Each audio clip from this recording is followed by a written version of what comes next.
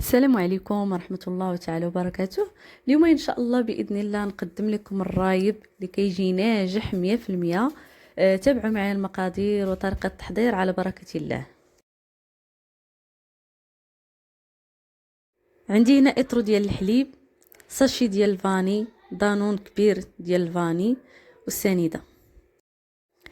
غادي ندير 4 ديال المعالق ديال السنيدة، ولكن نتوما راه كيبقى على حسب الذوق ديالكم.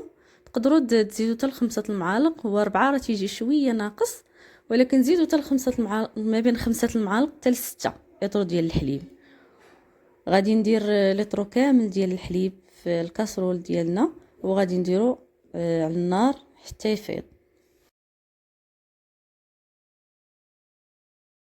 من بعد ما فاض لينا الحليب غادي نخليوه شويه يدفى حتى تقيسوه تلقاوه دافي، ديك السخونيه كثيره ما تتبقاش.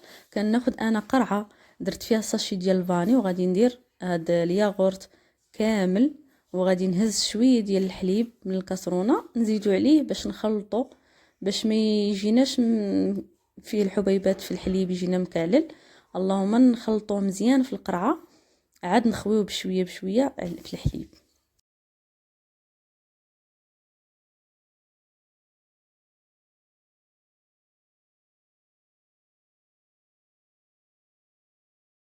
كنخلط القرعه مزيان، دانون مع الفاني مع الحليب كيتخلط مزيان، كيولي سائلي، كيولي مزيان باش ما يديرش لكم دوك الحبيبات في الحليب. باش دابا تخويوه وتبداو تخلطوا كيجيكم مزيان.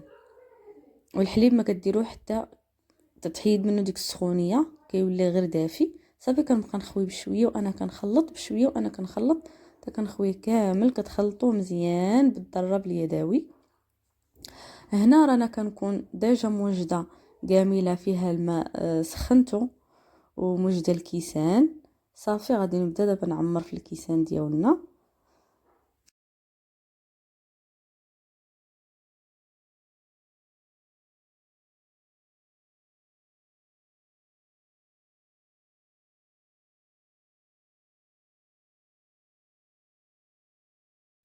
هنا استعملت انا قامله الطنجره. اللي بغى يستعمل الكوكوط راه غادي تستعملوا الكوكوط، ولكن انا ما عندي الطنجره شويه كبيره، داكشي علاش استعملتها هي. المهم بحالها بحال الكوكوط، بحال ما كاينش الفرق، مره كندير الكوكوط مره كندير الطنجره. المهم راه بحال انا كما قلت لكم درت الماء فيها وسخنته حتى سخن. وغادي ندير دابا الكيسان في الماء اللي درت في الطنجره سخون. الماء خاصو يكون طالع في الكاس شويه.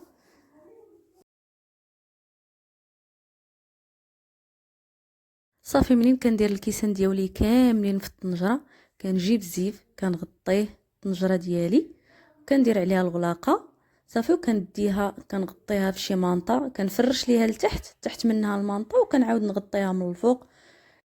وها الرايب ديالنا من بعد ما وجد لينا. كيف ما كتلاحظوا معايا راه كيجيني ناجح 100%. هانتوما غتلاحظوا بالحق خليته حتى برد ليا في الثلاجه، عاد صورته معكم. نتمنى الحلقه ديال اليوم تنال اعجابكم، وشكرا.